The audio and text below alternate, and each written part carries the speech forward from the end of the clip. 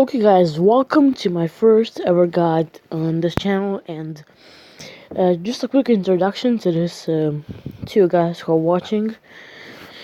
I'm going to be making videos and guides to help you guys win games, and I am about 3k MMR, so this is for pretty much lower people, and I know what it's like to be in 1000 and 2000 MMR. I have been through it, and I've got a lot of tips that helped me go to this 3k MMR, and I'm still going. So I'm going to give you a lot of tips because I know what it's like to play with the guys who just don't do anything and feed, and yeah, you know those guys if you're playing in that skill bracket. But if you wanna see like advanced, above, I don't know, 3, 4, 5k, then watch Purge Gamers. He's pretty good with that. So first, guys, if you're a little bit new to Dota, I wanna introduce you to the game.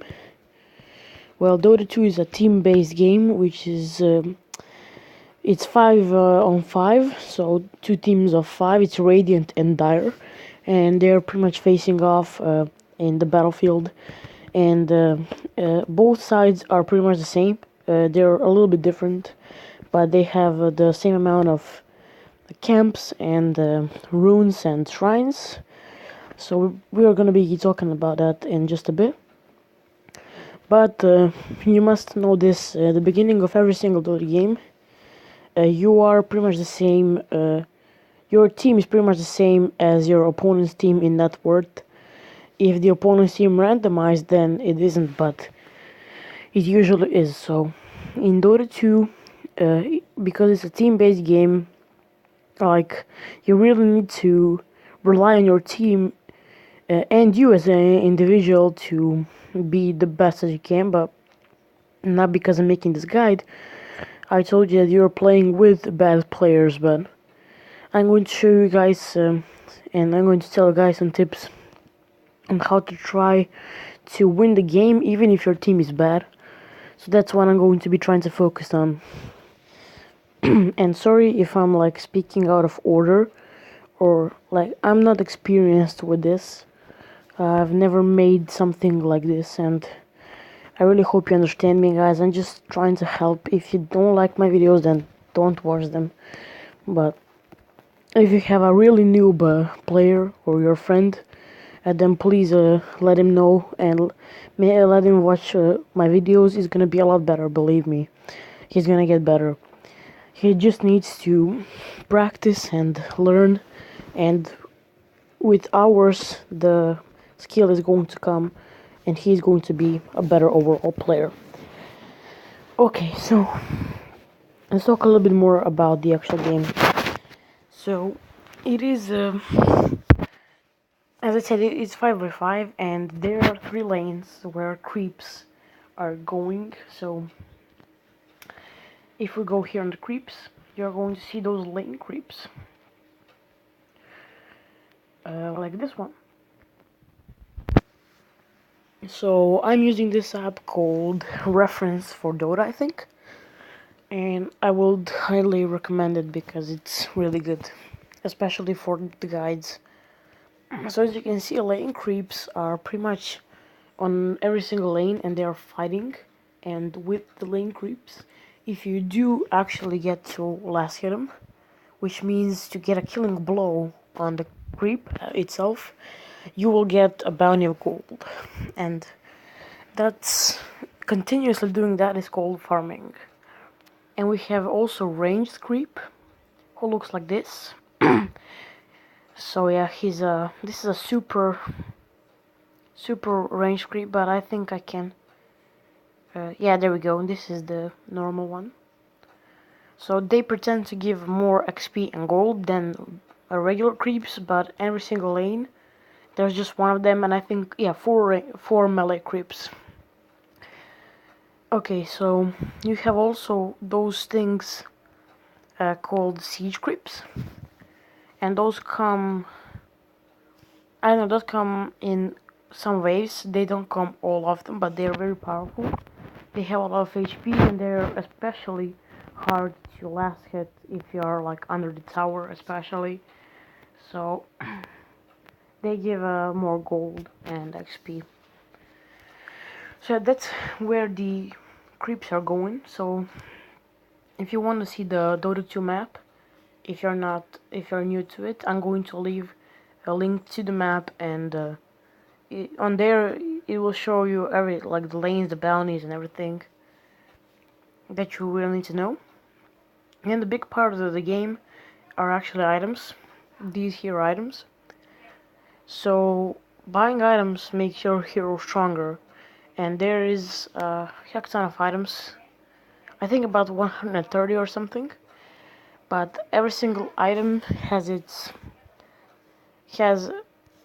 I don't know how to say it, but every single item is good for a hero, but just some are better for some heroes because you have 3 attributes. That's what I wanted to tell you guys. So let me introduce you to that. So as you can see, if we go right here, you can see here type: strength, agility, and intelligence. So let's first go with strength heroes. So all of those heroes that you see now are strength heroes. So their main attribute is strength, and you're going to see this when you start playing the game. So what does this mean is they have each point of strength they gain, it's 1 damage. It's also 20 health, and it's a tiny bit of health regen, but it's not that much, so you don't really need to focus a lot of that. So heroes like Bristleback, Axe, as you can see, they pretend to have a lot of HP and to have a lot of sustain. So most of strength heroes are tanks or kind of carry. Like here we have Lifestealer, we have Sven. So as you can see, they don't really have much int. That's the problem with them. So that means that they really can't use spells. So they pretend. Because you get when you are getting strength items, you're gonna get all of HP. So that means that they are pretty savvy especially. So another kind of strength hero like Abaddon. Like he has even the shield, like shield, Miss Coil, borrow time, which heals him over time. So yeah, he pretends to be very tanky indeed. But then let's go to the Agic heroes. So all those heroes are with the main attribute agility. And each point of agility, if your agility hero gives you 1 damage. It gives 1 attack speed, and it gives, I think every 7 or 8 points, give you 1 armor, if I'm not mistaken. So yeah, those heroes pretend to be very high DPS and very high armor. So they are better carries than all the others. They don't really have too much mana. Like Slark has okay mana.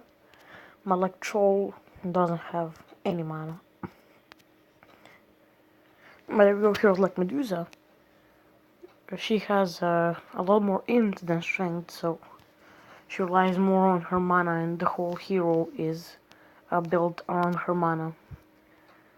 And most of these heroes are really strong late game. And if you're asking why, it's because they're going to, if they get a huge gold advantage, they're just going to be really hard to kill, and they're gonna dish a lot of damage to you. And they are really good mid game, I think, except some like anti-mage or I don't know, but we have some heroes like Meepo, which are absolutely really strong.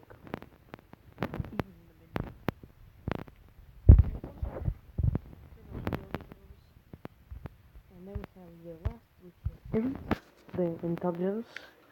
Those heroes get int, which every single point of intelligence gives you 14 mana, a little bit of mana regen, and if you are int hero, it's gonna give you 1 damage for each point you get. And I just want a quick note, whenever your hero levels up, it's gonna get some of each stats. It's just a stat gain. So every hero has a different stat gain. So yeah, those int heroes have, not all of them, but most of them have a high amount of mana. Like Lena, she has really a lot of mana, and OD. But hero like Ogre doesn't have too much. Like Tinker has actually a lot, but he doesn't really build those items.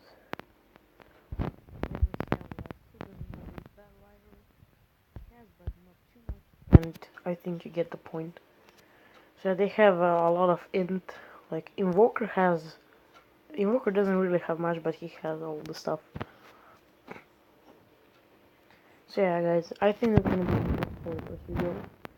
And I'm gonna be making a new video tomorrow. And till that, I will see you later. And tomorrow I will explain a little bit more about roles and picking and stuff like that. Goodbye.